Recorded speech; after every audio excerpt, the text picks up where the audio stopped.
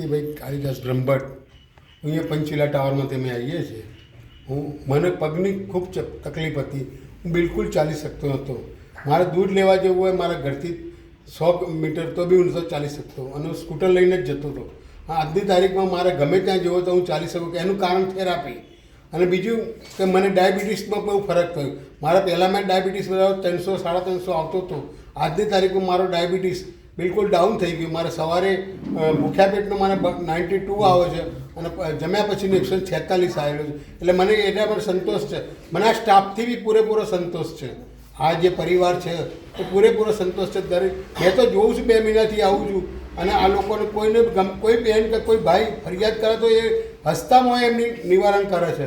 બાકી ચીડાતા નથી ના તમે આ નહીં કરો, આ બધું આમ કરો, એવું કોઈ દાડો થયું નથી હજી સુધી મેં જોયું.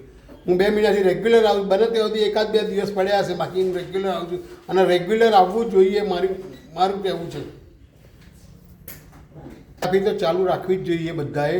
અને બને ત્યાં સુધી તમારા કોઈ મિત્ર ફ્રેન્ડ કે કોઈ બી સોસાયટીમાં હોય એ લોકોને સપોર્ટ કહેવું જોઈએ કે ભાઈ આ જગ્યાએ તમે જાઓ, તેનાથી તમને ફાયદો. અને અમારા પંચવીલામથી એ રીતે આજે 15 માણસ આવતા થઈ ગયા.